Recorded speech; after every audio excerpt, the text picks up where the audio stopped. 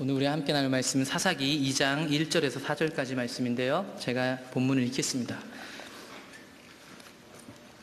여호와의 사자가 길갈에서부터 보김으로 올라와 말하되 내가 너희를 애굽에서 올라오게 하여 내가 너희의 조상들에게 맹세한 땅으로 들어가게 하였으며 또 내가 이르기를 내가 너희와 함께한 언약을 영원히 어기지 아니하리니 너희는 이 땅의 주민과 언약을 맺지 말며 그들의 제단들을 헐라하였거늘 너희가 내 목소리를 듣지 아니하였으니 어찌하여 그리하였느냐.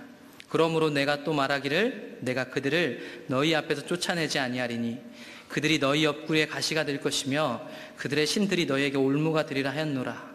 여호와의 사자가 이스라엘 모든 자손에게 이 말씀을 이르매 백성이 소리를 높여 운지하. 아멘. 오늘 저와 여러분 사사기 전체를 한번 살펴볼 텐데요, 이 사사기를 살펴보기 전에 먼저 해야 할 게 뭐냐면 이 사사기에 등장하는 사람들이 누군가라는 것입니다. 이 사사기에 등장하는 사람들은 이스라엘 백성들입니다. 그러면 이 사사기에 이르기까지 이스라엘 백성들은 어떤 정체성을 갖고 있는가, 이런 부분을 좀 살펴보려고 합니다. 아시다시피 성경 전체는 하나님의 약속으로 이루어진 책입니다. 그렇기 때문에 우리가 구약, 옛날 약속, 신약이라고 부르는 것입니다. 그렇기 때문에 창세기로부터 삼위일체 하나님이 인간과 하신 약속, 그래서 그 약속이 이루어지는 과정들을 통해서 하나님이 누군지를 배울 수 있고요, 하나님과의 약속 관계에 있는 언약 백성인 우리가 누구인지를 알게 되는 겁니다. 그것이 구약 성경에는 이스라엘 백성, 언약 백성으로 지칭되고, 오늘날 우리는 예수 그리스도의 자녀, 아들 혹은 신부로 표현되는 언약 백성입니다. 출애굽기를 보게 되면 하나님께서 그 타락한 인간을 구원하시려고 언약 백성 삼으시려고 창세기에서 아브라함하고 하신 약속을 이루시는 장면이 나옵니다. 결국 아브라함을 통해서 이어오셨던 하나님의 약속이 출애굽기에 가면 그 약속이 성취됩니다. 그 성취될 때 출애굽기 6장에 보면 이런 말이 나옵니다. 이건 모세에게 하나님께서 이스라엘에 가서 이렇게 전하라고 한 겁니다. 출애굽기 6장 3절. 내가 아브라함과 이삭과 야곱에게 전능의 하나님으로 나타났으나 나의 이름을 여호와로는 그들에게 알리지 아니하였고. 분명히 창세기에서도 여호와라는 이름은 등장합니다, 여러분.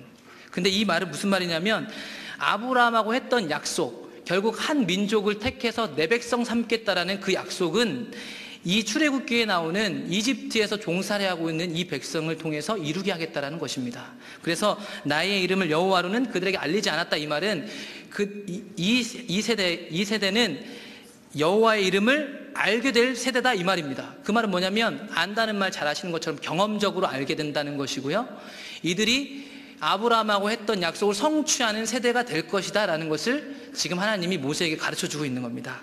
그러면서 6장 4절, 그렇기 때문에 아브라함하고 했던 약속을 끌어와서 얘기합니다. 6장 4절, 가나안 땅 곧 그들이 거류하는 땅을 그들에게 주기로 그들과 언약하였더니 이제 애굽 사람이 종으로 삼은 이스라엘 자손의 신음소리를 내가 듣고 나의 언약을 기억하노라.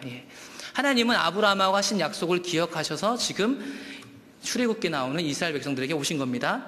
6장 6절, 그러므로 이스라엘 자손에게 말하기를 나는 여호와라. 내가 애굽 사람의 무거운 짐 밑에서 너희를 빼내며 너희의 노역에서 너희를 건지며 편팔과 여러 큰 심판들로서 너희를 속량하여 너희를 내 백성으로 삼고 나는 너희의 하나님이 되리니 나는 애굽 사람의 무거운 짐 밑에서 너희를 빼낸 너희의 하나님 여호와인 줄 너희가 알지라. 여러분, 이 말이 이제 모세를 통해서 이스라엘 백성들에게 선포되어지는데 매우 중요한 이야기가 나옵니다. 뭐냐면 이들을 하나님이 이집트에서 끌어낸 다음에 어떻게 만들겠다고 하고 있냐면 내 백성 삼겠다고 얘기하고 있고요, 내 백성 삼고 그 여호와 하나님은 그 백성의 하나님이 되어 주시겠다고 얘기하고 있습니다. 여러분, 이거를 소위 신학적으로는 언약 공식이라고 합니다.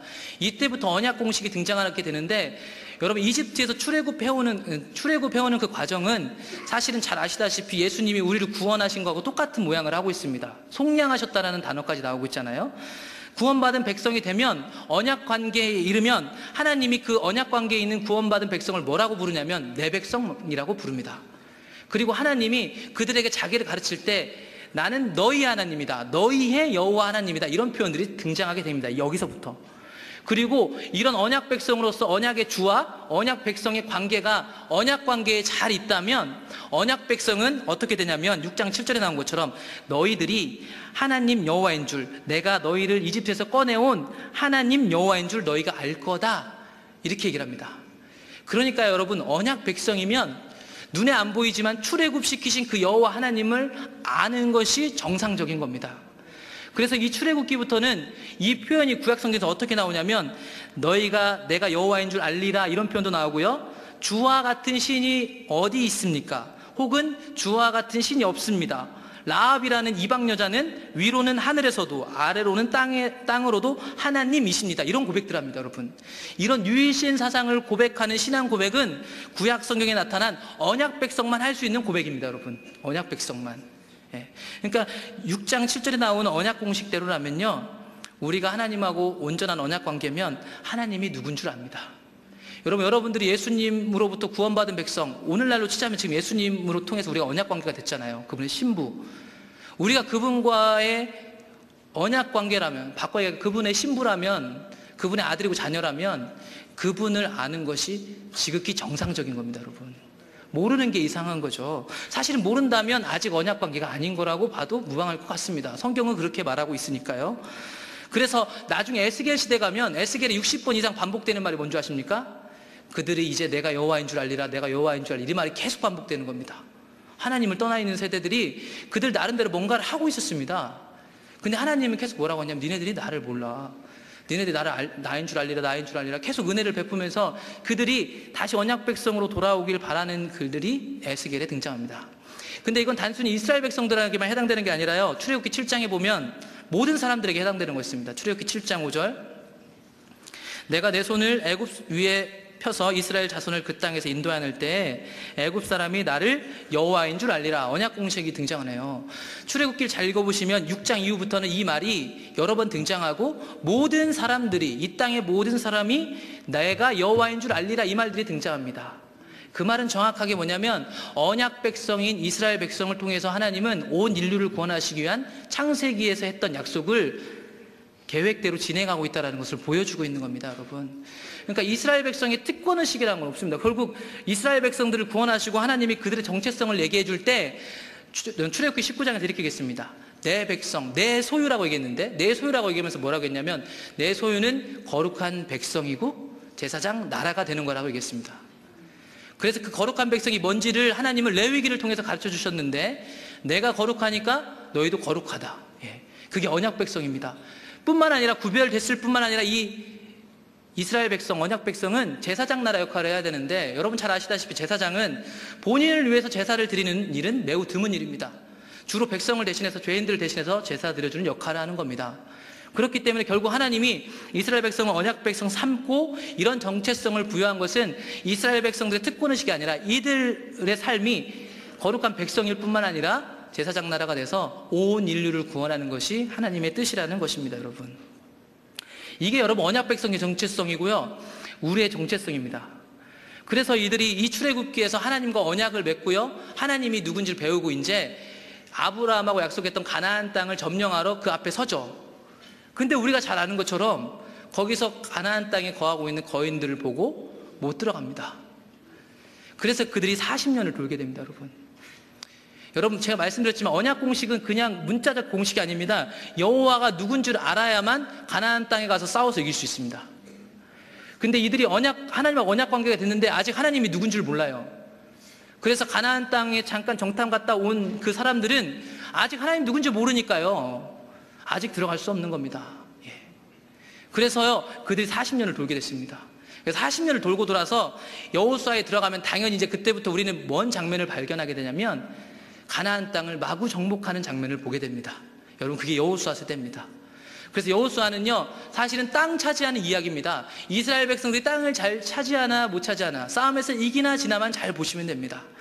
그래서 결국 싸움에서 대부분 다 이기고요, 그러니까 하나님이 누군지 모를 때는 아이성에 갔어다고 지잖아요. 그러니까 정확하게 그 싸움은 하나님이 누군지, 여호와가 누군지 분명히 알면 당연히 이기게 돼 있는 거였고, 40년 돌고 돌아서 가나안 땅에 들어가서는 그래서 승승장구하고 이기는 겁니다.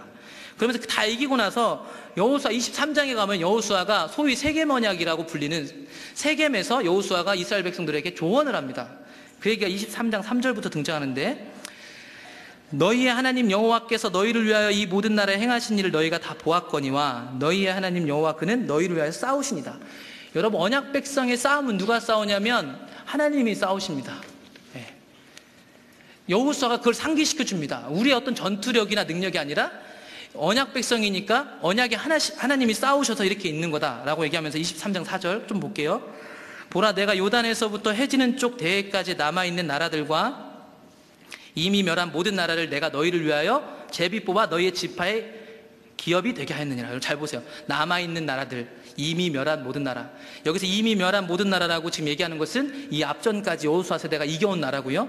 아직 남아있었습니다, 가나안 땅에. 그런데 이 땅까지도 이미 하나님이 나눠서 지파별로 나눴어요.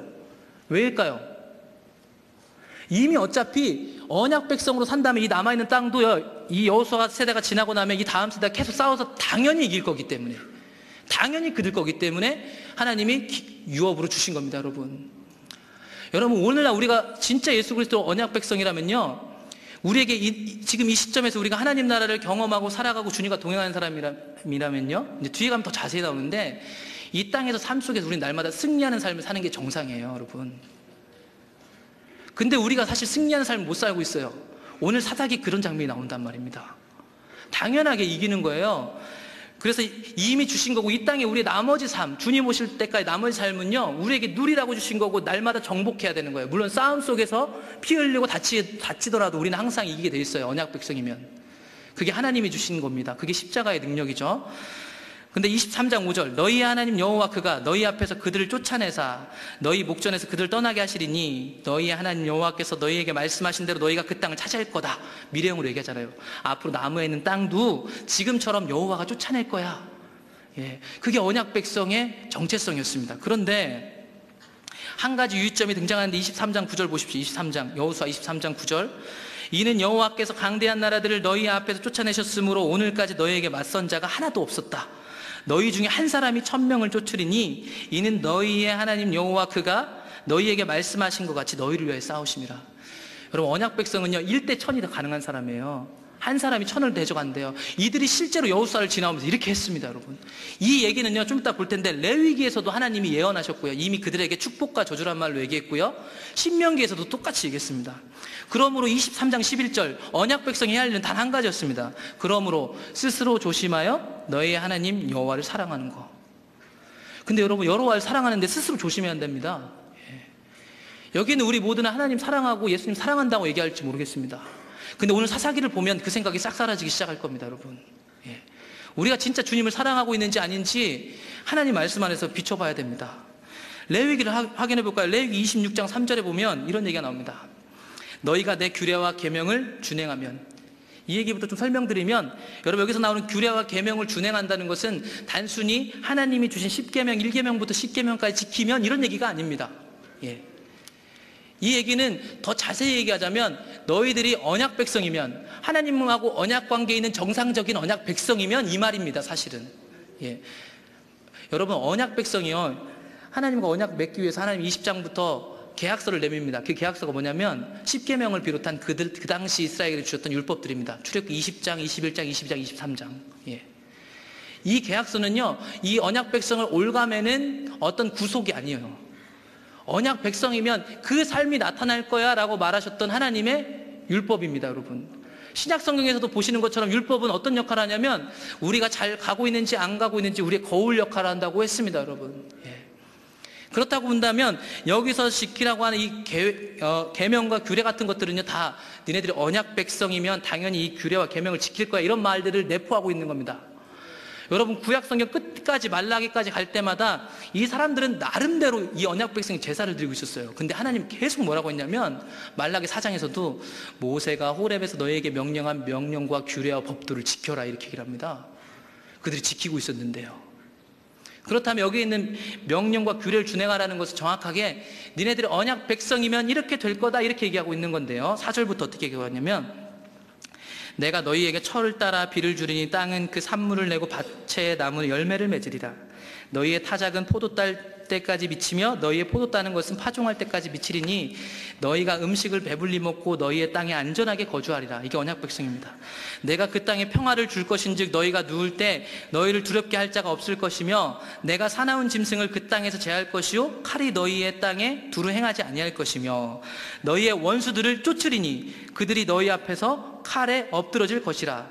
또 너희 다섯이 백을 쫓고 너희 백이 만을 쫓으리니 너희 대적들이 너희 앞에서 칼에 엎드러질 것이며 내가 너희를 돌보아 너희를 번성하게 하고 너희를 창대하게 할 것이며 내가 너희와 함께한 내 언약을 이행하리라. 예, 보십시오. 여기서도 5명이 100명, 100명이 10,000명 얘기하고 있습니다.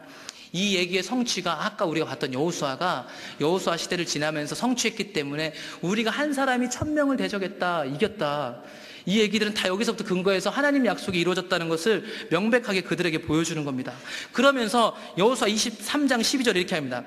여기서 했던 경고가 또 나오는데 너희가 만일 돌아서서 너희 중에 남아있는 이 민족들을 가까이하여 더불어 혼인하며 서로 왕래하면 확실히 알라 너희의 하나님 여호와께서 이 민족들을 너희 목전에서 다시는 쫓아내지 아니하시리니 그들이 너희에게 올무가 되며 덫이 되며 너희의 옆구리에 채찍이 되며 너희의 눈에 가시가 되어서 너희가 마침내 너희의 하나님 여호와께서 너희에게 주신 이 아름다운 땅에서 멸하리라. 이렇게 얘기합니다.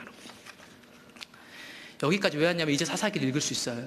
이런 정체성을 갖고 있는 게 언약 백성이고요, 이런 경고를 들었던 게 언약 백성입니다. 그렇기 때문에 우리가 사사기 1장 1절을 딱 넘기게 되면 1장 1절이 이렇게 시작하는 건 매우 자연스러운 거죠. 여호수아가 죽은 후에 이스라엘 자손이 여호와께 여쭈어 이르되 우리 가운데 누가 먼저 올라가서 가나안 족속과 싸우리까. 여호수아 다음 세대가 당연히 여호수아에 이어서 전쟁하러 나가는 게 정상적인 겁니다. 왜냐하면 다 이길 거거든. 남은 것 하나님 유업으로 주신 거 다 싸워서 쟁취해야 되거든요. 그런데 여기까지는 정상적인데 그 다음부터 어떤 얘기들이 등장하냐면 1장 19절 볼까요? 1장 19절 여호와께서 유다와 함께 계셨으므로 그가 산지 주민을 쫓아내었으나 여기까지는 정상적이네요. 그런데 골짜기의 주민들은 철병거가 있으므로 그들을 쫓아내지 못하였으므로 한 명이 1,000명을 쫓았고요, 100명이 10,000명을 쫓았습니다. 철병거 때문에 지금 못 쫓아내는 것은 문맥상 맞지 않습니다. 1장에서 계속 우리가 발견하는 게 뭔지 아세요? 가나안족에서 남아있었던 그 족속을 쫓아내지 못했다라는 게 계속 나와요.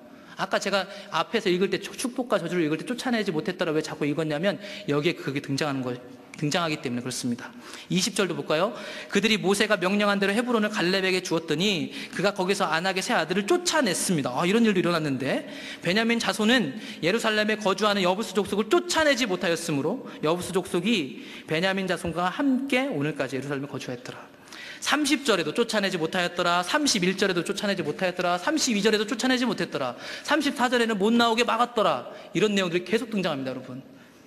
지금 제가 언약 백성에 대해서 앞에 언급했던 대로라면 지금 이 사사시대, 이 여호수아 다음 세대가 문제가 심각하게 일어났다는 것을 1장만 읽어도 우리는 짐작하게 됩니다. 그런 이들의 상태를 2장은 우리가 오늘 읽은 본문으로 정의해 줍니다. 1절 볼까요? 여호와의 사자가 길갈에서부터 복임으로 올라와 말하되 내가 너희를 애굽에서 올라오게 하여 내가 너희의 조상들에게 맹세한 땅으로 들어가게 하였으며 또 내가 이르기를 내가 너희와 함께한 언약을 영원히 어기지 아니하리니 너희는 이 땅의 주민과 언약을 맺지 말며 그들의 제단들을 헐라하였거늘 너희가 내 목소리를 듣지 아니하였으니 어찌하여 그리하였느냐. 3절 그러므로 내가 또 말하기를 내가 그들을 너희 앞에서 쫓아내지 아니하리니 그들이 너희 옆구리에 가시가 될 것이며 그들의 신들이 너희에게 올무가 되리라. 아까 여호수아 23장 13절에서 나왔던 거고요, 레위기랑 신명기 다 축복과 저주란을 읽어보시면 이 내용들이 언급되어 있습니다. 여러분, 쫓아내지 못하는 이유는 이들 언약을 파기했기 때문입니다.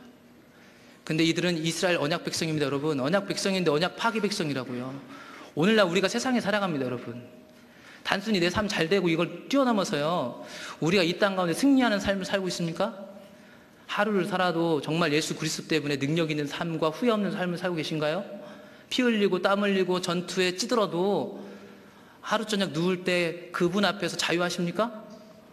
이 시대에 우리는요 계속 보면 더 확인됩니다. 우리가 쫓아내지 못하는 이유는 정확합니다. 우리가 언약 백성은 맞아요. 하나님 관점에서 하나님 우리를 포기하지 않으니까. 근데 우리가 언약 백성이 아니에요. 이 말이 두 개가 사실은 이론적으로 논리적으로 맞지 않는데요, 성경엔 이게 같이 등장합니다. 여러분, 신기한 게.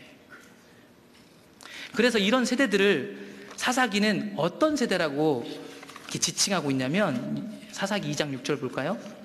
여호수아 세대 언급하면서 얘기합니다. 전에 여호수아가 백성을 보내며 이스라엘 자손이 각기 그들의 기업으로 가서 땅을 차지하였고 백성이 여호수아가 사는 날 동안과 여호수아 뒤에 생존한 장로들 곧 여호와께서 이스라엘을 위하여 행하신 모든 큰 일을 본 자들이 사는 날 동안에 여호와를 섬겼더라.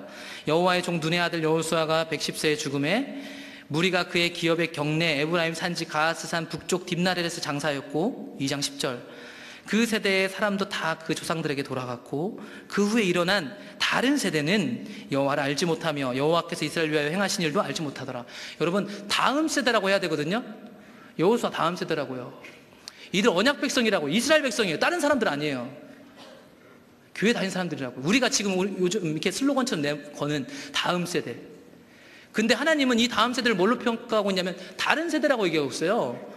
왜 다른 세대인 줄 아세요? 언약 백성이 아니니까 얘네들 삶의 형태나 모든 것들이. 그래서 언약 백성이 아니니까 여호와께서 이스라엘 위하여 행하신 일도 알지 못하고 여호와를 알지 못했다고 하는 거예요. 아까 말한 언약 공식 3번, 언약 관계에 있다면 하나님이 누군 줄 잘 알아야 되거든요. 하나님 모르는 거예요. 그래서 하나님이 이들한테 다른 세대라고 얘기하고 있는 거예요. 1장에서 쫓아내지 못하는 이유는 이제 뒤에 가면 나오는데요. 이들이 철저하게 다른 세대, 언약 백성임에도 불구하고 언약 파기 시대를 살아가는 이 백성들을 하나님이 이렇게 평가하고 있고, 그렇기 때문에 2장 10절 바로 뒤에 11절에 보면 이 얘기가 나옵니다. 이스라엘 자손이 여호와의 목전에 악을 행하여 바알들을 섬기며. 여러분, 우상 섬기는 건 당연한 겁니다. 여기서 하나님을 모르는데 어떻게 우상 안 섬깁니까? 주님을 모르는데 어떻게 돈을 포기합니까? 주님을 모르는데 어떻게 대학을 포기해요? 그러니까 성경에 나오는 우상 숭배들은요, 하나님이 누군지 모를 때 나오는 자연스러운 상황입니다.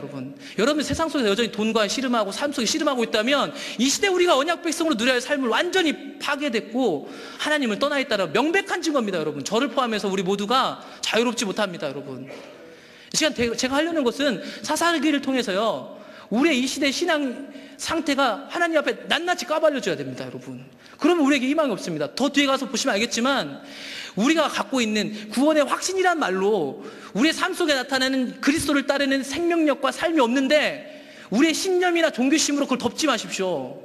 우리의 삶을 하나님 말씀 앞에서, 우리의 삶으로 나타나는 실제적인 예수 열매 앞에서 심판받고 그분 앞에 드러나야 됩니다. 여러분, 그게 우리가 살 길입니다. 그래서 이들이 우상 숭배합니다. 이 세대가 어떤 세대인지를 볼 텐데 사사기는 1, 2장에 이런 상황들을 설명하고 이들이 다른 세대가 됐다고 얘기하면서 이 다른 세대의 삶이 어떤 삶인지를 17장, 18장, 19장, 20장, 21장 이 5장에 마지막에 기록해 놓습니다. 마치 봉투의 앞면과 뒷면처럼. 그래서 다음 세대가 어떤 삶의 형태를 살았는지, 어떤 신앙과 삶의 가치관을 갖고 있었는지를 17장, 18장을 통해서 종교적인 타락의 모습으로, 19장부터 21장까지는 다른 사람과의 관계, 사회적, 문화적으로 얼마만큼 타락하고 부패했는지를 보여주고 있습니다. 여러분, 이건 우리가 잘 아는 것처럼 성경 전체 흐름 맥하고 똑같습니다. 뭐냐면 17장, 18장에 등장하는 종교적 타락은 하나님과의 관계의 타락입니다. 당연히 하나님과의 관계가 타락이 되면 19장에서 21장에 나오는 당연히 삶의 영역이 다 파괴될 수밖에 없습니다. 같이 가는 거죠. 다시 떨어지는 게 아니라. 그리고 아까 언약 공식이 빗대어 본다면 17장, 18장에 나오는 그들이 종교적인 타락을 달리고 있었다는 것은 정확하게 그들이 하나님이 누군지를 모른다는 얘기입니다. 하나님이 누군지 모른다는 것은 그들이 거룩한 백성이 아니라는 얘기입니다. 그리고 19장부터 21장까지 등장하는 그 모습은 그들이 제사장 나라가 아니라는 겁니다. 다른 사람들에게 본이 되지 못하고 다른 사람들에게 하나님 그분을 알릴 수 있는 통로가 못 된다는 얘기입니다. 여러분, 그리고 그런 삶의 형태가 구체적 예로 어떻게 나왔느냐, 3장에서 16장까지 나오는 우리가 잘 아는 사사들이 등장하는 성경판 어벤져스가 등장하는 거죠. 사실은 그러니까 사사기는요, 거기 등장하는 삼손이나 기드온이나 걔네 보면서 아, 우리도 연약한데 하나님 기도하면 도와주실 거야, 이렇게 읽는 성경이 아니에요. 여러분, 거기 나오는 영웅들을 볼 때요, 뼛속까지 아파야 돼요. 이 시대 속에서 하나님 여전히 살아계시다는 걸 보여주려고 가장 미천하고 가장 없고 가장 용기 없는 애를 들어가지고 하나님이 언약 백성에게 돌아오라고 말씀하시는 장면이 3장에서 16장까지 말씀입니다. 오늘 그 다른 세대의 모습을 보겠습니다. 사사기 17장부터 18장까지 나오는 그 다른 세대, 그 시대에 하나님을 알지 못하는 그들의 종교적 타락. 17장 1절, 에브라임 산지에 미가라 이름하는 사람이 있으니 그의 어머니께서 이르되 어머니께서 은 1,100을 잃어버리셨으므로 저주하시고 내 귀에도 말씀하셨습니다. 보소서, 그 은이 내게 있나이다, 내가 그것을 가졌나이다 하니 그의 어머니가 이르되 내 아들이 여호와께 복받기를 원하노라. 이 얘기가 나옵니다. 여러분, 잘 보세요. 여호와 이름이 나옵니다. 이 사람도 이스라엘 백성들이 언약 백성 맞습니다. 근데 이 어머니가 돈을 잊어버렸어요. 근데 이 돈을 누가 가져갔냐면 아들이 훔쳐갔습니다. 근데 이 아들이 훔쳐갔는데요, 어머니가 그 돈 때문에 저주하는 것을 이 아들이 들었습니다. 여기 성경이 자세히 기록하고 있지 않으니까 알 수 없지만 추측해 보면 여러분, 그 여호와 앞에 내뱉은 저주나 말이 성취될 거라는 어떠한 종교심, 위에 세대부터 배웠던 어떤 두려움, 그런 게 있었나 봅니다. 그래서 이 아들이 어머니한테 솔직하게 얘기하는 거예요. 잘 가졌다고.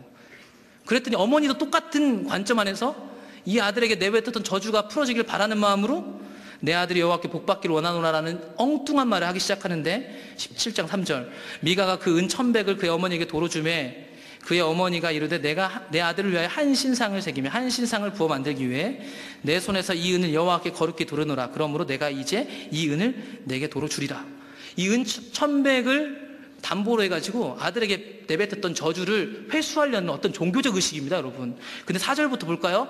그 은 1,100도 다 안 드립니다. 4절 미가가 그 은을 그의 어머니에게 도로 주었으므로 어머니가 그 은 200을 가져다가 은장색에게 주어 한 신상을 새기고 한 신상을 부어 만들었더니 그 신상이 미가의 집에 있더라. 은 200만 갖다 줬습니다. 여기서 나오는 한 신상을 새기고 부어, 이거는 한 신상인데 신상을 새길 때 새기고 붓는 것을 이렇게 표현해놔서 이렇게 얘기를 합니다. 하나의 신상을 만든 겁니다.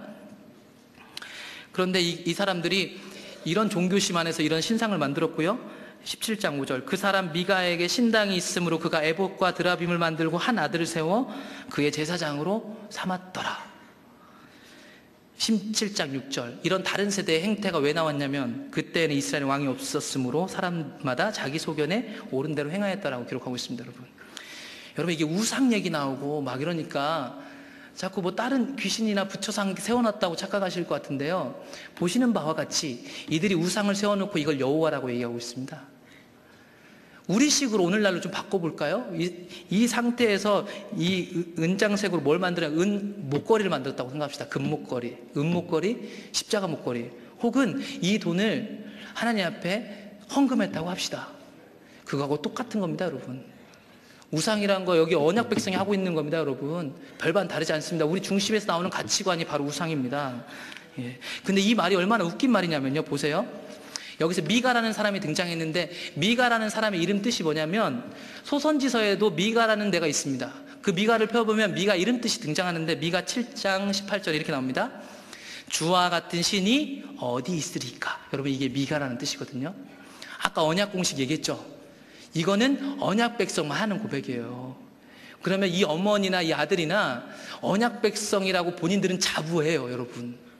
이름 자체가 어머니가 이 아이들의 이름을 지을 때 주님 우리 언약 백성이에요, 얘가 언약 백성의 리더가 되기 위해서 이렇게 기도했을지 몰라요. 그래서 미가라는 이름을 갖고 있습니다. 감히 이렇게 살면서. 예? 그리고 은 1,100이 등장하는데 이 은 1,100이라는 것은 성경 전체에 딱 여기하고 한 군데밖에 더 등장하지 않는데 거기가 사사기 16장입니다. 똑같은 사사기의 16장에 들릴라가 삼손을 꼬실 때 나오는 돈인데요. 16장 5절 블레셋 사람의 방백들이 그 여인에게로 올라가서 그에게 이르되 삼손을 꿰어서 무엇으로 말미암아 그 큰 힘이 생겼는지 그리고 우리가 어떻게 하면 능히 그를 결박하여 굴복하게 할 수 있는지를 알아보라. 그리하면 우리가 각각 은 1,100개씩을 내게 주리라. 결국 5 방백이니까 5,500 준다는 얘기인데 은 1,100이라는 이름으로 기록해놨습니다. 그러면 16장까지 성경을 잘 읽어온 사람이라면 1,100이라는 숫자가 17장에 나왔을 때 우리는 뭘 읽어낼 수 있냐면 이 돈이란 자체가 이 어머니에게 이미 우상되어 있다는 걸 볼 수 있습니다. 부정적인 돈입니다. 사랑을 팔아가지고 돈을 구하는 사람하고 똑같은 수치로 등장했습니다. 그러니까 이 어머니에 대해서 자세히 기록하지 않지만 이 행태들을 보고 이들의 이름을 볼 때 이들은요 돈이 우상되어 있었고 세상이 우상되어 있던 사람들입니다. 근데 이들이 하나님 백성, 언약 백성이었습니다, 여러분. 만약에 자기네들이 언약 백성을 생각하지 않았으면요 은 1,100 다시 이렇게 해가지고 신상 안 부어요. 힘들게 우리 집 제사장 세워가지고 여기서 그렇게 제사 지내지 않는다고요. 이들은 자기들이 그 당시에 자기 소견대로 하고 있는 이 종교심으로 자신들의 부패함을 완전히 덮고 있었습니다. 예. 그리고 이 미간의 집에 신당이 하나 있었다고 방금 기록되어 있는데 이 신당 자체가 잘못된 겁니다, 여러분. 신명기 12장 볼까요? 신명기 12장 13, 14를 보면 하나님이 그들에게 주신 법인데 너는 삼가서 조심해서 내게 보이는 아무 곳에서나 번제를 드리지 말고 오직 너희의 한 지파 중에 여호와께서 택하실 그곳에서 번제를 드리고 또 내가 내게 명령하는 모든 것을 거기서 행할지라. 택하신 그곳, 그것이요 이 시대엔 성막이었습니다. 성막. 그게 솔로몬 시대 가면 성전이 되죠. 오늘날엔 누구냐면 예수 그리스도입니다. 예수 그리스도 외에는 하나님께 갈 수가 없는 거예요. 이게 이렇게 하나님의 약속이 점진적으로 확증되고 성취되는 거예요, 여러분. 그러니까 이 구약 성경에서 예수 그리스도 십자가가 보여지는 거예요. 그런데 보세요. 이 택하실 그곳이 그때 어디 있었냐면 여호수아 18장에 보면 18장 1절 이스라엘 자손의 온 회중이 실로에 모여서 거기에 회막을 세웠으며 19장 51절에도 나옵니다. 제사장 엘르아살과 눈의 아들 여호수아와 이스라엘 자손의 지파의 족장들 실로에 회막문 앞에서 제비 뽑았더라. 그러면 지금 실로에 있다는 거예요. 근데 거기서만 제사를 드리고 하나님 찾을 수 있어요. 근데 이들이 자기 집에 개인 신당을 세우는 건 오늘날과는 완전 다른 개념입니다. 예. 신당이라고 하니까 그렇지만 자기만의 예배처소를 만들었다는 건데 그것은 이 시대엔 불가능한 거였어요. 말이 안 되는 거였죠. 아무 데서나 하나님 찾을 수 있는 게 아닙니다. 사무엘상 4장에 가보면 사무엘상 10장까지도 사실은 사사시대 연장인데요. 그때에도 실로에 있다고 고백하고 이렇게 기록되어 있습니다. 4장 4절 이에 백성이 실로에 사람을 보내어 그룹 사이에 계신 만군의 여호와의 언약궤를 가져왔고, 그러니까 실로에 있었어요. 근데 지금 미가가 자기네 집에 자기 소견에 오른 대로 신당을 지어놓고 거기서 하나님 찾고 있어요. 자기 우상으로 가지고. 그리고 에봇과 드라빔을 자기 아들에게 입혔다고 하는데 출애굽기 28장 4절에 보면 그들이 지을 옷은 이러하니 곧 흉패와 에봇. 예, 에봇까지는 맞아요. 그런데 창세기 31장에 보면 그때 라반이 양털을 깎으러 갔으므로 라헬은 그의 아버지의 드라빔을 도둑질하고, 드라빔은 그 당시 민간 신앙에서 자기네들을 위해서 점치는 도구로 사용됐던 거예요. 에봇하고 드라빔이 같이 가는 것 자체가 말이 안 돼요, 여러분. 근데 이들이 자기 소견대로 그렇게 사용하고 있어요. 여러분, 우리가 그들을 보니까 우리는 사실 이 텍스트만 읽으면 진짜 웃깁니다. 근데 이게요, 오늘날 영화 장르 등거 블랙 코미디예요. 웃을 수 없는 거예요. 우리 얘기니까. 우리 얘기니까요. 자기 소견대로 우리가 오늘날 신앙하고 있는 게 이런 게 정말 많다니까요. 성경적인 근거도 알지도 못하고요. 보지도 못하고 자기 소견 안에서 옳은 대로 행동하는 거. 게다가 민수기 3장 10절에 보면 너는 아론과 그의 아들들을 세워 제사장 직무를 행하게 하라. 외인이 가까이 하면 죽임을 당할 것이다. 예. 아론과 그의 아들들만 제사장 하게 되어 있습니다. 실로에서, 회막에서, 성막에서. 근데 제사장을 자기 아들을 세웠습니다. 이 미가라는 사람이. 예.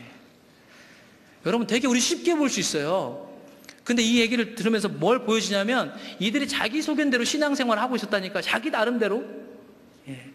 여기에 있는 누구한테 당신 언약 백성 아닌 상태로 살고 있구만, 당신 구원받은 백성이 얘기하면 다 화낼 겁니다. 이 사람들 마찬가지걸요. 근데 이 시대를 잘 살펴보시면 알겠지만 하나님의 신실하심을 의심하는 게 아니라 우리의 삶 속에 나타나는 예수 그리스도 열매를 본다면 우리가 구원받은 백성인지 의심해 봐야 됩니다, 여러분. 그건 하나님을 의심하는 게 아니라 신약성경에서 얘기한 것처럼 우리가 그분의 제자이고 그분의 백성이 그분의 신부인지 우리의 삶으로 시험되어지고 검증되어져야 되는 것입니다, 여러분. 그게 안 되고 있는데, 사사시대도 그게 안 되고 있는데 그들이 이런 종교심 때문에 덧입혀져 있어서 몰랐습니다, 여러분. 낱낱이 하나님 앞에 드러났더라면 차라리 돌이켰을 텐데요. 이런 일들을 하고 있었기 때문에. 이런 미가 집에서 일어났던 우상 숭배가 어떻게 이어지냐면 확장되어져 갑니다. 사사기 17장 7절 유다 가족에 속한 유다 베들레헴에 한 청년이 있었으니 그는 레위인으로서 거기서 거류하였더라. 새로운 등장인물이 등장합니다, 여러분. 레위인이라는 사람이 17장 8절 그 사람이 거주할 곳을 찾고자 하여 그 성읍 유다 베들레헴을 떠나 가다가 에브라임 산지로 가서 미가 집에 이르매 미가가 그에게 물었습니다. 어디서 왔습니까? 하니까 저는 레위인이고 살 곳을 찾아요, 이렇게 얘기했어요. 그때 사사기 17장 10절 미가가 그에게 이렇게 얘기합니다. 네가 나와 함께 거주하며 나를 위하여 아버지와 제사장이 되라. 내가 해마다 은 열과 의복 한 벌과 먹을 것을 주리라 하므로 그 레위인이 들어갔더라. 그리고 이 레위인이 은 열과 의복 한 벌과 먹을 것 연봉을 가지고 들어갔습니다, 개인 제사장으로. 그런데 여기서 참 신기한 게 뭔지 아십니까? 지금 이 레위인은요, 왜 떠들고 있을까요, 여러분? 지금 레위인이 갑자기 등장했는데 이 이야기 속에서 레위인이 떠돌고 있더라, 살고자 하는 찾더라, 이 얘기가 나오는데요. 민수기 1장 볼까요? 레위인들은 어떤 사람들이냐면 민수기 1장 49절 너는 레위 지파만은 계수하지 말며 그들을 이스라엘 자손 계수 중에 넣지 말고 그들에게 증거의 성막과 그 모든 기구와 그 모든 부속품을 관리하게 하라. 그들은 그 성막과 그 모든 기구를 운반하며 거기서 봉사하며 성막 주위에 진을 칠지며.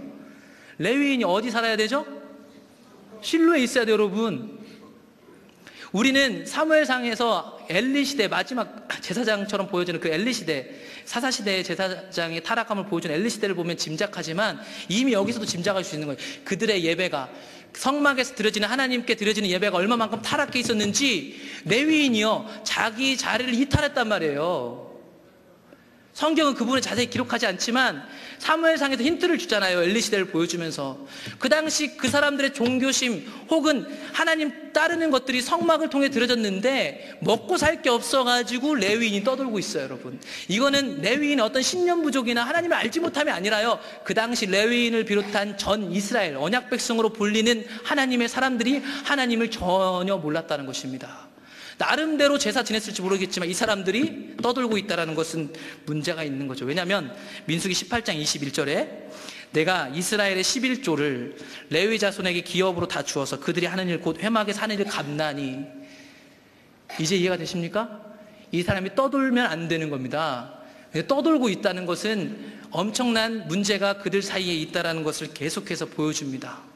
이런 미가 집에 있었던 이 우상숭배가 한 지파의 우상숭배로까지 더 확장되는데 18장 1절에 보면 똑같이 아까 있었던 이 다른 세대가 된 이유, 왕이 없었기 때문에라는 말로 시작을 하는데, 그때 이스라엘 왕이 없었고 단 지파는 그때 거주할 기업의 땅을 구하는 중이었으니 이는 그들이 이스라엘 지파 중에서 그때까지 기업을 분배받지 못하였습니다. 여러분, 분배받지 못한 거 아니거든요. 여호수아 19장 볼까요? 분명히 분배받았습니다. 19장 볼게요. 여호수아 19장 40절, 일곱째로 단 자손의 지파를 위하여 그들의 가족대로 제부일을 뽑았으니 41절, 42절, 43절, 44, 45절 쭉 해주고요, 땅을 줬습니다. 47절 보겠습니다. 47절. 그런데 단 자손의 경계는 더욱 확장되었으니 이는 단 자손이 올라가서 레셈과 싸워 그것을 점령하여 칼날로 치고 그것을 차지하여 거기 거주하였습니다.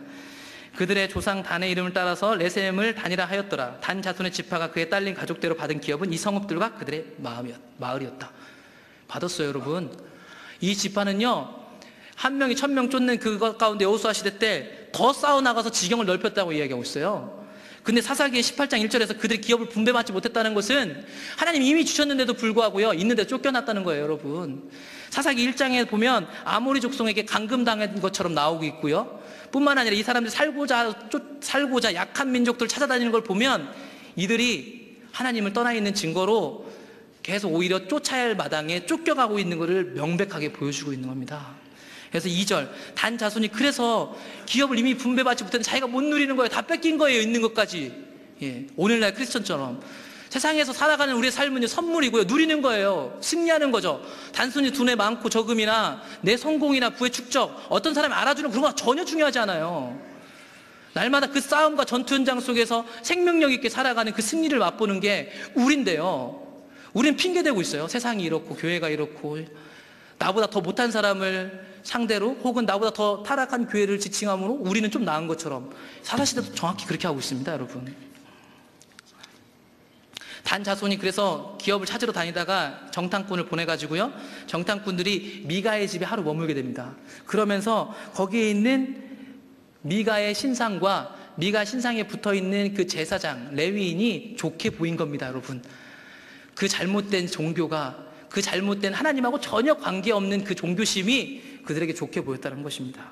그 18장 27절, 사사기 18장 27절에서 단 자손이 미가가 만든 것과 그 제사장을 취하여 라이스에 이르러 한가하고 걱정 없이 사는 백성을 만나 칼날로 그들을 치며 그 성읍을 불사르며 약한 민족 때려 죽이고 거기에 차지하고 이 우상하고 뺏어갖고 옵니다. 근데 이 우상하고 이 우상 옆에 있던 레위인이 누군지 아십니까? 18장 30절, 사사기 18장 30절, 단 자손이 자기들을 위하여 그 새긴 신상을 세웠고 모세의 손자요 게르솜의 아들인 요나단과 그의 자손은 단 지파의 제사장이 되어 그 땅 백성이 사로잡힌 날까지 이르렀더라. 여러분, 여기 나오는 모세 동명이인 아니고요, 홍해바다 갈랐던 모세예요, 여러분. 모세 손자예요, 할아버지예요. 이 사람이 우상 숭배하는데 주도적인 역할을 합니다, 여러분. 예.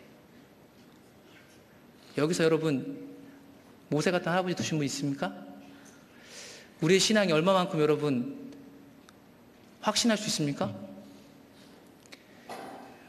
우리가 더 뒤에서 살펴보는데 계속 우리의 모습이 나와요. 이게 우리의 모습이잖아요, 여러분. 이 시대 진짜 예배와 교회는 뭡니까? 성경적 교회가 뭔지 우리 알아요, 여러분? 여기 이 사람들은요, 한 세대만이에요. 단 한 세대만에. 이들이 이걸 달달달 외웠다니까요. 불과 이 한 세대 만에 이 신명기까지 모세율법을 달달달 외우게 시키고 역사를 교육하고 40년 돌고 오던 그 부모들이 얘네들한테 어떻게 했겠어요, 여러분? 근데 이 세대가 한 세대 만에 이렇게 됐어요, 여러분. 그리고 성경도 왜곡하고 율법도 왜곡하고 있습니다, 여러분. 우리 성경을 압니까? 우리가 드리는 지금 이 예배는 진짜 성경적일까요? 어쩌면 우리가 믿고 싶은 걸 믿으려고 여기 있는 거 아닙니까? 우리의 삶은 전혀 되지 않는데, 삶에서 승리하는 삶이 전혀 안 되는데, 그 승리하는 삶이 안 되는 것을 어떻게든 우리 종교심으로 덮어보려는 게 이 시대 우리의 상태입니다. 저를 포함한 여러분. 예. 심각한 상태입니다. 이미 우리는 더 이상 어떤 증거를 댈 필요가 없어요. 다 알고 있어요. 더 이상 그걸 덮으려고 하지 말고 그게 들춰져야 됩니다, 여러분.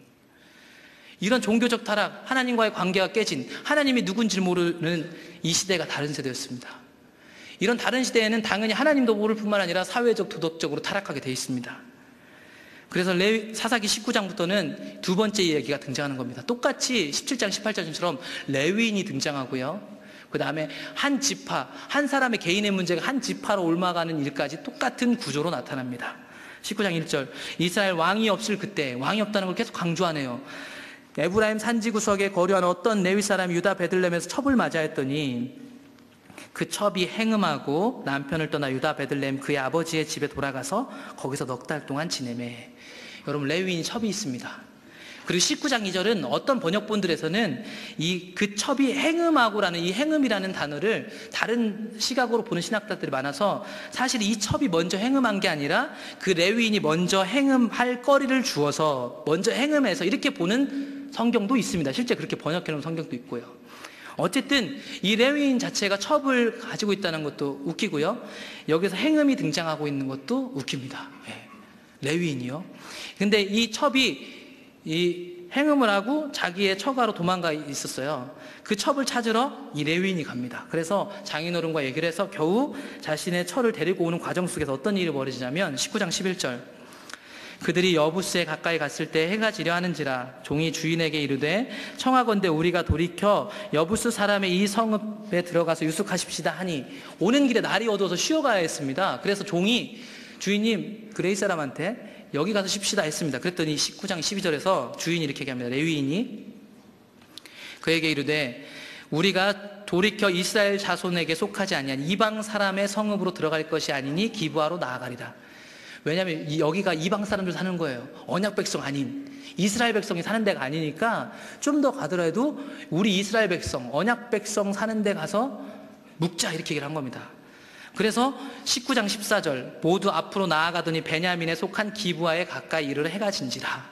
그래서 베냐민 지파가 주로 사는 기브아라는 성읍에 가서 이들이 쉬게 되는 겁니다. 그런데 19장 15절에 보면 기브아에 가서 유숙하려고 그리로 돌아 들어가서 성읍 넓은 거리에 그들이 앉아 있었습니다. 근데 그를 집으로 영접하여 유숙하게 하는 자가 없었습니다. 16절, 17절, 18절에 보면 노인이 등장하는데 이 노인이 사실은 자기네 집에 모시는 이유도 뭐냐면요, 이 레위인이 자기랑 고향이 같아요, 여러분. 읽어보시면. 근데 19장 15절만 본다면 이 레위 사람, 이 이스라엘 백성들을 넓은 거리에 있었는데 아무도 그를 영접하지 않았다는 말이 되게 웃긴 말입니다. 왜냐하면 이들은 언약 백성 삼고 십계명을 주시며 십계명에서 나온 구체적인 그들의 생활의 규례, 율법들을 주셨을 때 출애굽기 22장은 이렇게 기록하고 있습니다. 22장 21절, 너는 이방 나그네를 압제하지 말며 그들을 학대하지 말라. 너희도 애굽 땅에서 나그네였다. 23장 9절, 너는 이방 나그네를 압제하지 말라. 너희가 애굽 땅에서 나그네 되었기 때문이다. 신명기 10장 19절, 다시 40년 돌고 나온 그들에게 모세가 얘기합니다. 너희는 나그네를 사랑하라. 전에 너희도 애굽 땅에서 나그네 되었습니다. 여러분, 이방 나그네도 이렇게 돌봐야 되는 게 이스라엘 백성들의 당연한 삶의 행태입니다. 여러분, 지켜도 되고 안 하는 게 아니라 이들이 제대로 된 언약 백성이라면 당연히 이들은 이들의 삶의 규범 속에서 그 사람들을 데리고 가야 하는 게 정상적이라고요. 근데 이들이 넓은 거리에 있었는데 아무도 데리고 가지 않더라. 이런 기록들은요, 이미 상황적으로, 정황적으로 이 백성들이 이상하다는 걸 보여주고 있는 거예요. 언약 백성 맞거든요? 여기까지 오는데, 근데 언약 백성이 아닌 모습이 자꾸 보여요. 예, 이건 언약 백성 아니거든요. 게다가 그 성읍에서 불량배들이 등장하는데 19장 22절, 그들이 마음을 즐겁게 할 때 그 성읍의 불량배들이 그 집을 에워싸고 문을 두들기며 집주인 노인에게 말하 이르되 내 집에 들어온 사람을 끌어내라. 우리가 그와 관계하리라. 여러분 많이 들으셨던 것처럼 이 관계가 사실 동성애 이런 것들을 표현한다고 얘기하고 있습니다. 맞는 것 같아요. 근데 이 성읍에 등장하는 이 불량배들, 이 동성애를 하려는 이 사람들, 참 신기한 거 뭐냐면 성경에 정확히 동성애는 죄라고 기록되어 있지만 그 죄라는 것 외에 동성애가 실제로 출현했던 창세기 19장 소돔과 고모라와 사사기 시대의 이 두 사건은 동성애 나쁜 거 맞는데 그 시대가 하나님 떠나 있음을 보여주는 어떠한 표지로 사용할 뿐이지 동성애 하는 사람 때문에 그 성읍이 망한 게 아니고 다 같이 망했습니다, 여러분. 무슨 말인지 아세요? 동성애가 지금 이 시대 가운데 이렇게 올라오는 이유는요, 우리가 하나님 떠나 있기 때문이에요. 근데 우리는 그걸 인정하지 않고 동성애 하는 애들 죽이면 다 끝나는 줄 알아요. 그거 죄예요. 맞아요. 죄죠. 제가 지금 동성애를 옹호합니까? 우리 안에 있는 종교심들이 그런 걸 만들어내는 거예요. 하나님은 동성애가 2번 등장하는데 소돔과 고모라 여기서 정확하게 동성애를 보여주시고 근데 니네도 똑같아. 이거 보여주는 거고 있지. 그러니까 똑같으니까 얘 죽이고 너 괜찮아 의롭게 보여 이렇게 하려고 했지 않아요. 근데 이 뒤에도 정확하게 나오는데 시대가 타락하면 어떻게 하는 줄 아십니까? 나보다 못한 더 악한 사람을 찾아요. 그 사람을 죽일도록 미워하고 그 사람을 교리적으로 공격하고 하면 자기가 의롭다고 생각하게 돼요. 정확하게 이제 뒤에 보면 이 사람들이 그래서 이런 일들이 벌어져요. 전쟁이 일어나요. 이 베냐민 지파 죽이겠다고 이스라엘 전체가 다 하나님 떠나 있음에도 불구하고 이 기브아에 속한 이 얘네들, 이 불량배들 포함한 이 성읍 베냐민 지파 다 죽이면 될 거라고 얘기해요. 근데 하나님 맨 마지막 평가하잖아요. 다 자기 소견대로 하는 일일 뿐이라고. 여러분, 이 시대 하나님이 일하고 계신 것에 우리가 사실 온 삶으로 동참하자고 슬로건을 내걸고 있는데 사실 온 삶으로 동참하고 있지도 않고요. 우리가 이 세상에서 지금 타락한 부패한 현상을 사회적으로 볼 때 그것들 정죄하고 얘기하는데요. 과연 우리가 그들과 다를 게 없다라고 성경을 얘기하고 있는데 그게 여러분 마음에 와닿으시나요? 그게 안 와닿거든요. 이 사람들도 안 와닿으니까 이렇게 멸망한 거예요, 여러분. 그게 여러분 여기서 선포되어져서 제 어떤 논리나 성경적 구조로 되는 게 아니에요.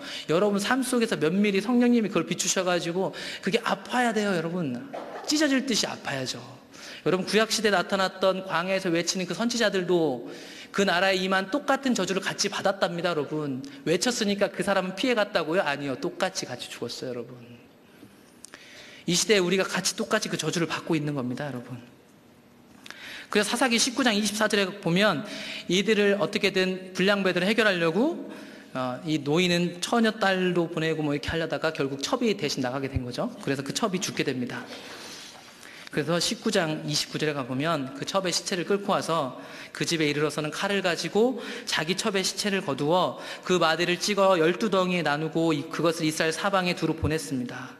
그리고 30절, 그것을 보는 자가 다 이르되 이스라엘 자손이 애굽 땅에서 올라온 날부터 오늘까지 이런 일은 일어나지도 아니하였고 보지도 못하였고 이 일을 생각하고 상의한 후에 말하자. 여러분, 이스라엘 자손이 애굽 땅에서 올라온 날부터 언약 하나님하고 맺은 그 후부터 이런 일이 있은 적이 없대요, 여러분.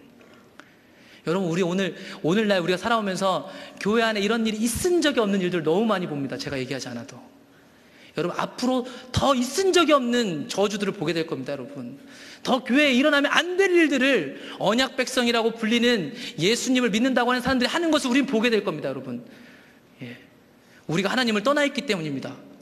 뭘 이상하게 생각하죠? 칼부리만 한 목사요? 그들과 우리가 다른 게 뭐죠? 우리의 삶 속에서 우리는 모양만 다를 뿐이죠. 어떤 사람은 크게 죄를 짓는 거고 어떤 사람은 우리 삶 속에서 우리가 주인 돼서 사는데 그거가 다를 바 하나도 없는데 우리가 몇 가지 가치관을 따라가고 신앙의 본질이라는 걸 따라가고 순서에 맞춰 찬양하는 것을 우리의 어떠한 신앙을 보존해주고 내 신앙을 증명해주는 거라고 생각한다면 오산입니다, 여러분. 여기 3시간 앉아서 버틸 수 있는 거요? 그것을 자신의 신앙이라고 생각한다면 여러분 망할 겁니다, 여러분.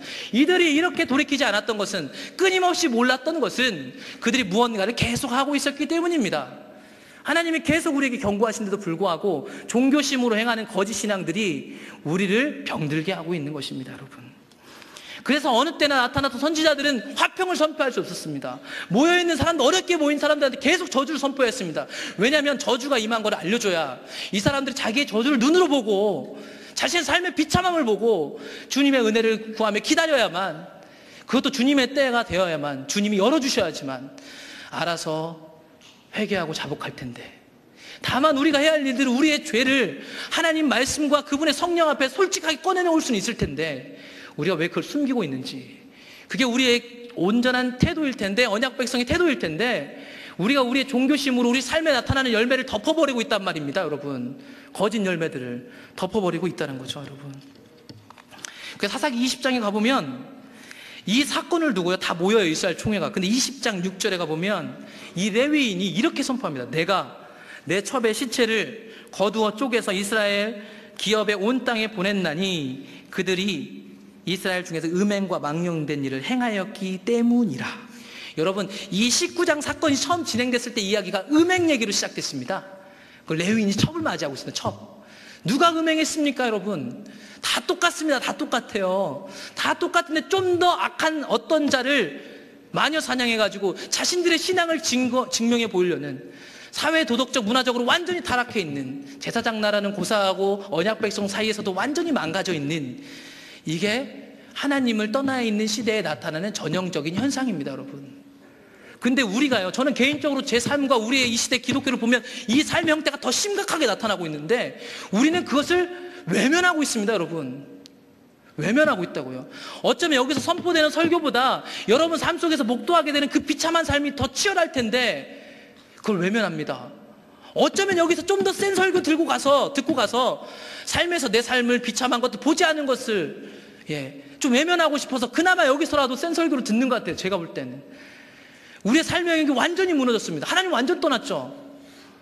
예수님을 차라리 모른다고나 하면 정직할 텐데, 안다고 자부하니까, 신앙의 본질을 모른다고 얘기하면 정직할 텐데, 우리는 신앙의 본질을 알고 십자가 복음이 있으니까 우리가 뭔가 크게 찾고 가고 있을 수 있다는 것입니다, 여러분. 그런 다른 세대가 된 이유를 사사기는 정확하게 사건이 시작되는 그 앞에 이스라엘의 왕이 없었다는 것을 계속해서 얘기해 줄 뿐만 아니라 17장부터 21장까지 그때 왕이 없었다라고 4번 얘기합니다. 그리고 사사기 21장 25절 맨 마지막을 이렇게 결론 맺습니다. 그때 이스라엘의 왕이 없으므로 사람이 각각 그 속에는 옳은 대로 행하였더라. 여러분, 그들에게 왕이 없었다는 이유는 시간적으로는 그들이 아직 왕정 체제가 아니었다는 것도 보여주지만, 구체적으로 여기서 말하는 왕이 없었다는 얘기는 그들에게 그들의 언약의 주이신 여호와 하나님이 왕이 아니었다는 얘기입니다. 하나님이 없었다는 얘기가 아니라 그들에게 하나님이 없었습니다. 하나님이 있었습니다. 그걸 하나님이 3장부터 16장까지 사사들을 통해서 보여주는 겁니다. 근데 그들에게는 하나님이 없었습니다. 사무엘상 8장에 가보면 이들이 왕 세워달라고 하는 데 있어서 나옵니다. 그 말이. 사무엘상 8장 4절 보면, 이때도 여러분 사사시대 연장입니다. 아직 사울왕이 안 세워졌어요. 이스라엘 모든 장로가 모여 라마에 있는 사무엘에게 나아가서 그에게 이르되, 보소서, 당신은 늙고 당신의 아들들은 당신의 행위를 따르지 아니하니 모든 나라와 같이 우리에게 왕을 세워 우리를 다스리게 하소서 한지라.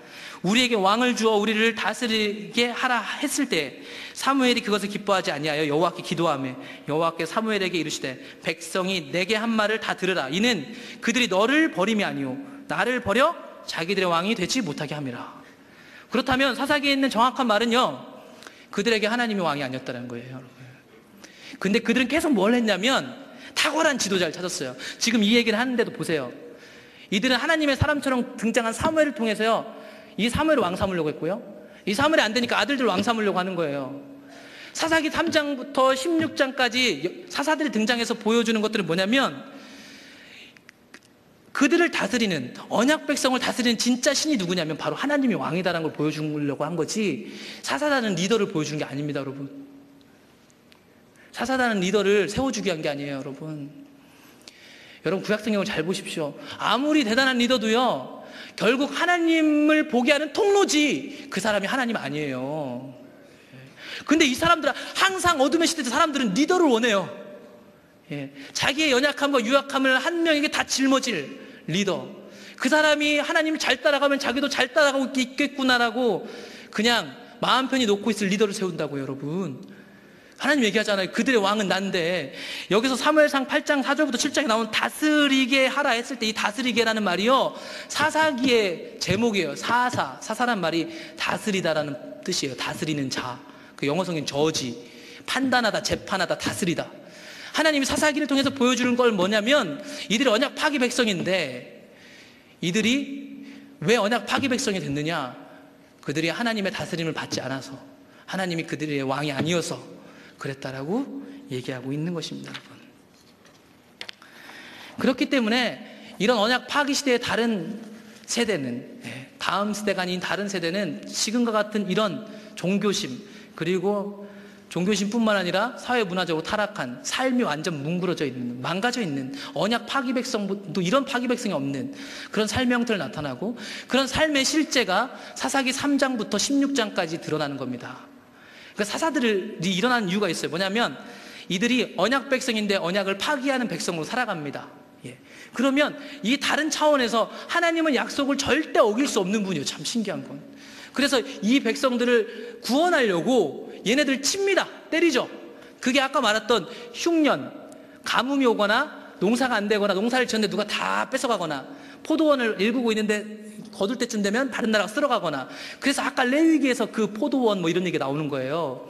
그 일들이 일어납니다. 그러면 이 사람들이 그것들이 힘듭니다. 힘들어가지고 언약 백성이 하나님의 진노가 임했구나, 하나님 죄송해요, 잘못했어요, 우리가 언약 백성인데 돌이킬게요, 이렇게 막 기도합니다. 그러면 하나님이 자기 대신 가장 연약한 사사들을 씁니다.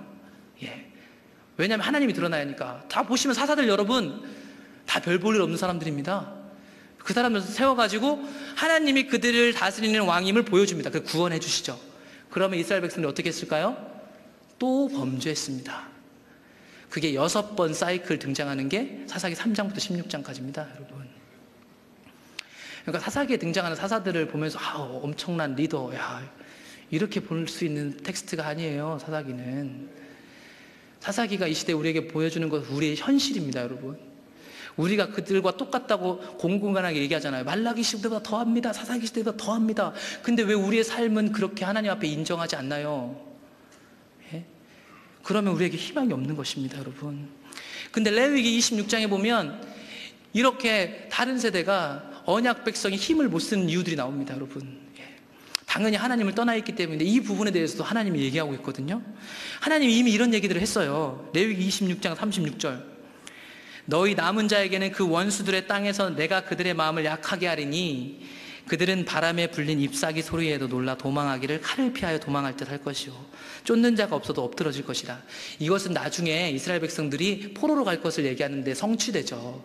근데 어느 때나 레위기나 신명기에 나타난 저주들을 보시면 이거는 하나님의 백성이 하나님을 떠나서 세상의 종되면, 세상의 포로되면 이런 현상이 나타날 것이라는 것을 보여주는 겁니다.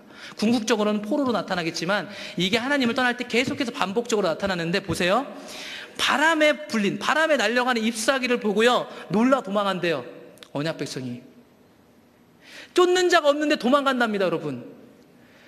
언약 백성은 아까 얘기했잖아요. 1명이 1000명을 쫓아요, 여러분. 근데 우리가 1000명인데 1명도 안 된 사람한테 쫄아요. 삶이 안 돼요. 세상의 가치관에 눌려다녀요. 쫓겨다녀요. 사실 그렇게 어려운 것도 아닌데 죽겠다고 얘기하고, 아직 되어지지도 않은 일인데 우리의 염려가 가득 채워져요. 되지도 않은 일인데 두려워하고. 계속 볼까요? 그들은 쫓는 자가 없어도 칼 앞에 있음같이 서로 짓밟혀 넘어지니 너희가 원수들의 맞설 힘이 없을 것이요, 여러분. 우리가 하나님을 떠나 있기 때문에 하나님의 저주가 온 것입니다, 이 시대에. 그래서 하나님의 저주에 맞설 힘이 없어요. 그 원수들의 우리에게 맞설 힘이 없어요, 여러분.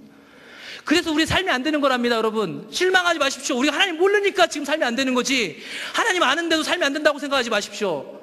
자기의 삶을 그렇게 합리화시키지 마십시오. 저는 믿습니다. 이 시대에도요 정말 그 삶을 살아내는 사람들이 있습니다. 눈에 안 드러날지 모르겠지만 어쩌면 그런 사람들은 하나님 더 숨겨놨을 겁니다. 뒤에 나오겠지만 진짜 숨겨진 사람, 많은 사람한테 설교하지 못해도, 많은 사람 앞에서 인정받지 못해도 정말 하나님 중심적으로 살아가는 그 한 사람, 그 한 사람을 하나님 기다리고 계시고 그 사람들이 실제로 있습니다, 여러분. 우리가 원수들에 맞설 힘이 없어요. 세상 가치관이요? 회사요? 여러분 못 이기잖아요. 저도 못 이겨요. 자녀들 못 이기잖아요. 하나님 중심적으로 갈 수 있습니까? 가고 계십니까? 안 하고 있다니까요. 우리 힘이 없어요. 그 말은 고로 우리가 언약 백성이긴 한데요, 그건 하나님 관점이고요, 그거를 우리의 죄악을 덮는 데 쓰지 마시고 우리가 하나님을 떠나 있다는 것입니다. 여러분, 너희가 여러 민족 중에서 망하리니 너희 원수들이 땅이 너희를 삼킬 것이라. 너희 남은 자가 너희 원수들의 땅에서 자기의 죄로 말미암아 쇠잔하며 그 조상의 죄로 말미암아 그 조상까지 쇠잔하리라. 힘 못 써볼 거라고. 계속 더 힘들 거야. 그 땅에서 계속 더 힘들 거라고. 계속. 여러분, 한국교회 이 시대 기독교 계속 더 힘들 겁니다. 여러분, 예수님이 오시기 전에도 계속 힘들었습니다. 오직했으면 그 당시에도 주님을 따라간 사람들이 있었는데 성경으로, 정경으로 할 만한 문서가 골라도 없을 정도로, 그런 시대를 뚫고 세례 요한이 왔고 예수님이 오셨습니다. 여러분, 그렇기 때문에 우리가 가야 할 길은 뭐냐면 26장 40절 레위기, 그들이 나를 거스른 잘못으로 자기의 죄악과 그들의 조상의 죄악을 자복하고 또 그들이 내게 대항함으로 나도 그들에게 대항하여 내가 그들을 그들의 원수들의 땅으로 끌어갔음을 깨닫고 그 할례 받지 아니한 그들의 마음이 낮아져서 그들의 죄악의 형벌을 기쁘게 받으면, 여러분, 우리에게 임한 형벌을 기쁘게 받아요, 하나님이. 여러분 잘 읽으시면 참 아픈 얘기인데, 그들을 그 할례 받지 아니한 그들이라고 표현하고 있습니다. 우리를, 언약 백성을 표현할 때 대표적으로 할례 받은 백성이라고 표현해요. 얘는 언약 백성이라니까요. 근데 하나님이 그 할례 받지 아니한 그들의 마음이 낮아져서, 이거 오늘날로 보자면 우리가 사실은 주님의 구원하심과 신실하심을 우리의 종교심으로 퇴색시키지 말고 우리 자신을 하나님 앞에 솔직하게 드려서, 우리가 언약 백성은 맞는 것 같은데 우리의 삶을 면밀하게 하나님 앞에 들춰 보이면서 이방인이요 언약 백성 아닌 것 같은 심정이 들 때까지 하나님 앞에 엎드려지지 않는다면 우리에게 소망이 없어요. 여러분, 이거 참 웃긴 거죠. 언약 백성인데 이방인이 되라고 성경은 얘기하고 있는 것 같아요, 어떻게 보면. 예수님 시대에 구원받은 사람들 이방인들이었어요. 여러분, 예수님 옆에 몰려든 사람들은요 세리와 죄인이었다니까요. 똑같이 선포되었답니다. 여러분, 근데 그들은 언약 백성이라는 우월감과 자기들이 하고 있던 종교심과 언약 백성이기 때문에 살았던 삶의 규범 몇 가지가 하나님 앞에 가난한 마음이 될래야 될 수가 없었습니다. 여러분, 근데 누가 뭐래도 너는 언약 백성 아니잖아 하면 아니에요 라고 얘기할 수 있는 그 사람들이 주님의 복음을 듣고 구원받았다는 사실을 기억하십시오. 여러분, 레위기 26장 44절, 그런즉 그들이 그들의 원수들의 땅에 있을 때에 내가 그들을 내버리지 아니하며 미워하지 아니하며 아주 멸하지 아니하고 그들과 맺은 내 언약을 폐하지 아니하리니 나는 여호와 그들의 하나님이 됨이니라. 내가 그들의 하나님이 되기 위하여 민족들이 보는 앞에서 애굽 땅으로부터 그들을 인도하여 낸 그들의 조상과의 언약을 그들을 위하여 기억하리라. 나는 여호와이니라. 지금 보세요, 저주를 받으래요. 그러면서 하나님 무슨 얘기한 줄 아세요? 내가 약속 지킬 거야, 이 얘기를 하세요. 여러분, 이게 얼마나 모순된 얘기입니다. 완전히 같이 갈 수 없는 얘기입니다. 근데 하나님의 구원의 비밀이 거기에 있습니다. 여러분, 우리의 자부심이나 너 영접했니? 구원 받았니? 이런 확신으로 되는 게 아니라요, 우리가 구원받은 자인지 아닌지는요 우리의 삶에 나타나는 저주를 이겨내고 우리의 삶 속에 실제적으로 나타나는 삶의 열매들, 남한테 보여주는 거 말고요, 하나님과 나만 볼 수 있는 그 삶의 열매들, 하나님 앞에 정직하게 서서 심판받는 나의 삶의 열매들이 우리가 구원받은 백성인지 아닌지를 판단해 주는 거고요, 우린 그걸 보면서 그 확신으로 가는 겁니다. 그 확신 속에서 날마다 하나님과 동행할 때 내 생명을 드릴 수 있는 거지, 우리가 어떤 신념이나 믿음으로 내 목숨을 드립니다, 되질 않습니다. 여러분, 온 삶으로 동참하는 슬로건을 걸어도 안 되는 거예요. 그래서 우리가 이렇게 쇠잔해 있습니다. 여러분, 이 쇠잔한 우리의 삶을 하나님 앞에 인정하고 오직 십자가 외에는 의지하지 않는 것이 성경이 말하는 언약 백성입니다. 오직 예수 그리스도 외에 다른 것은 어떤 것도 의지하지 않는 것입니다. 여러분, 그 예수 그리스도라는 한마디가 우리에게 너무 쉽게 들려지지만 예수 그리스도 한 분에 없다, 이 말의 뜻을 아십니까? 그분과 동행해 보셨습니까? 그분이 누군지 아십니까? 이 고난 속에서, 이 어둠의 시대 속에서 이들과 다르지 않는 나의 실존, 나의 썩어 문드러진 언약 백성 아닌 것 같은 삶이 하나님 앞에 비춰져서 나의 자부심도, 나의 나타나는 어떤 사람들이 인정해주는 열매도 다 내버려지고 나의 중심이 하나님 앞에 들여져가지고 그 앞에 가장 가난한 마음, 이방인의 마음으로 십자가만 의지한다는 그 마음을 아시나요? 그게 우리가 믿고 있는 성경이 말하는 십자가의 정수고 예수 그리스도의 능력입니다, 여러분. 우리는 사실 그걸 잘 모릅니다, 여러분. 과거에 여러분들 아셨습니다. 어쩌면 과거에 우리 부모님 세대, 할머니 세대들은요, 애 셋넷 낳고도요, 그리고 불신자 남편하고 결혼해도요, 불신자 남편이 하나님께 돌이켰고 아들이 목회자가 되고 그랬습니다, 여러분. 예? 한 명이 1000명을 쫓는 거라고요. 이 시대를 더 이상 핑계하지 말라고요. 5명이 100명을 쫓고 100명이 10,000명을 쫓는 것이 하나님의 법칙이고 그리스도의 능력입니다, 여러분. 우리가 그 힘을 잃었다고 해서 주님이 주신 십자가의 능력을 업신여기지 마십시오, 여러분. 하나님의 능력은 날마다 새로운 거고요, 날마다 후회 없는 거고, 날마다 세상 가운데 사람들이 보기에는 진 것 같이 모르겠지만 십자가를 의지해 사는 사람 날마다 승리를 경험하기 때문에 지금도 보이지 않는 곳에서 주님은 그런 사람들을 통해서 일하고 있는 것입니다, 여러분. 이들에게 남겨진 저주처럼 임한 사사기에 등장하는 흉년, 전쟁, 싸움에서 지는 것들은 이들에게 어떤 역할을 했냐면, 사사기 20장부터 보게 되면 이렇게 얘기합니다. 그들이 순종하지 않았음을 얘기하면서 22장, 사사기 2장 22절, 이는 이스라엘이 그들의 조상들이 지킨 것 같이 나 여호와의 도를 지켜 행하나 아니하나 그들을 시험하려 함이라 하시니라. 여러분, 이 사사기 시대 때 남겨둔 눈에 가시 같은 존재들을 사실은 언약 백성이 만들어낸 거거든요. 하나님이 만든 거 아니에요. 언약 백성이 만든 건데, 그것을 통해서 하나님이 무슨 일을 하냐면 그걸 통해서 니네들이 내 길을 지켜 행하나 아니하나 시험한답니다. 우리의 불순종의 열매를 가지고서, 우리의 불순종의 이 저주의 열매를 가지고서도 하나님은 거기서 우리를 시험하고 있어요. 보세요. 이 일들은 그들이 광야에서 40년 헤맬 때도 똑같은 이야기를 하셨습니다. 사사기 2장 22절 잘 기억하시고 8장 2절을 보겠습니다. 신명기 8장 2절. 내 하나님 여호와께서 이 40년 동안에 내게 광야 길을 걷게 하신 것을 기억하라. 이는 너를 낮추시며 너를 시험하사 내 마음이 어떠한지 그 명령을 지키는지 지키지 않는지 알려 하심이라. 이 광야는 결국 언약 백성이 하나님을 모르기 때문에 그들 선택 때문에 온 저주를 맞는 건데요, 그걸 통해서 하나님이 내 길을 지키나 안 지키나 본답니다, 여러분. 그리고 이 역할이 출애굽으로부터 여기까지 올 때까지 어떤 역할을 했는지 신명기는 종합하고 있는데, 신명기 29장 2절, 모세가 온 이스라엘을 소집하고 그들에게 이르되 여호와께서 애굽 땅에서 너희의 목전에 바로와 그의 모든 신하와 그의 온 땅에 행하신 모든 일을 너희가 보았나니 곧 그 큰 시험과 이적과 큰 기사를 내 눈으로 보았느니라. 그러나 깨닫는 마음과 보는 눈과 듣는 귀는 오늘 여호와께 너에게 주지 아니하셨느니라. 여러분, 이게 어디까지냐면요, 가나안 땅 앞에까지입니다. 이들이 왜 가나안 땅 40년을 돌아야 됐냐면 그들에게 깨닫는 마음과 보는 눈과 듣는 귀가 없었기 때문입니다. 이게 아까 말씀드렸던 여호와가 누군지를 모른다는 얘기입니다, 여러분. 그렇기 때문에 이들이 40년을 돌았는데 그 40년 돈 것을 하나님이 뭐라고 얘기하냐면 29장 5절, 주께서 40년 동안 너희를 광야에서 인도하게 하셨거니와 너희의 몸에 옷이 낡아지지 아니하였고 너희 발에 신이 헤어지지 아니하였으며 너희에게 떡도 먹지 못하며 포도주나 독주를 마시지 못하게 하셨음은 주는 너희의 하나님 여호와이신 줄을 알게 하려 하십니다. 기억하십니까? 주는 너희의 하나님 여호와이신 줄 알게 하리라. 언약 공식 3번입니다.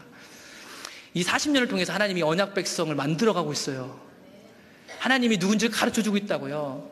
제가 이렇게 신랄하게 얘기하는 우리 현실은요, 이 현실 속에서 정말 십자가만 의지해서 주님을 배울 수 있는, 주님의 길을 따라갈 수 있는지 없는지 자신을 시험하는 기회로 삼으셔야 됩니다, 여러분. 사람들에게 보여주기 위한 거나 우리가 어떤 공동체를 불려서 우리가 옳다라는 걸 외칠 수 있는 게 복음의 능력이 아닙니다. 우리의 삶을 통해서 날마다 우리 가정 속에서 확인되고 내가 볼 수 있고 하나님이 보시고, 때로는 실수하고 넘어지지만 그분과 동행하는 신실한 그 삶을 통해서 하나님을 날마다 우리 삶 속에서 경험하는 거. 우리는 십자가 복음에서 경험하는 걸 배우지만 실제로 경험하고 계십니까? 다른 사람들은 실패라고 말하지만 다른 사람들은 아무리 실패라고 해도 주눅들지 않는 내 안에 있는 자신감, 하나님이 주신 십자가의 능력, 그 십자가의 능력을 먹고 자라는 단 몇 명의 실제적인 진짜 그리스도인, 하나님이 그런 사람을 찾고 있습니다, 여러분.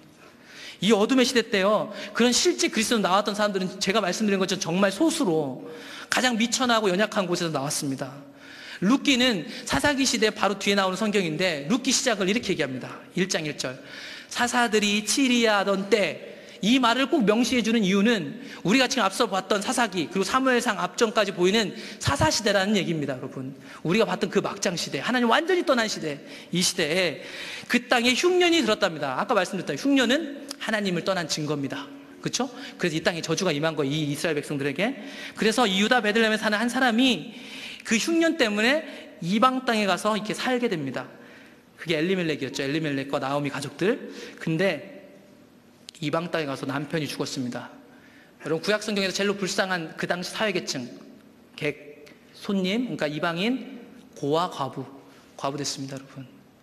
지금 이 시대에 임한 하나님의 저주, 언약 백성에게 임한 저주를 직격탄으로 맞는 여자가 나옵니다. 게다가 아들들이 이방 여자와 결혼합니다. 신명기랑 잘 보시면 이렇게 다른 나라와 이방 혼혈하지 않습니다. 근데 아들들이, 남편도 죽었는데 이방 여자와 결혼하고요, 아들들로 죽었습니다. 여러분, 이 시대에 저주를 가장 직격탄으로 받는 여자 한 명을 보여주고 있습니다. 그래서 이제 이 며느리 둘이 남았는데 며느리 둘을 보냅니다. 그런데 룻기 1장 15절에 보면 이상한 장면이 나오는데, 1장 15절, 나오미가 또 이르되 보라, 내 동선은 그의 백성과 그의 신들에게로 돌아가나니 너도 너의 동선을 따라 돌아가라 하니, 그 민족들에게 돌아간다는 것은 단순히 고향으로 가는 것뿐만 아니라 그들의 신들에게도 돌아가는 건데요, 나오미가 돌아가라고 합니다, 여러분. 예.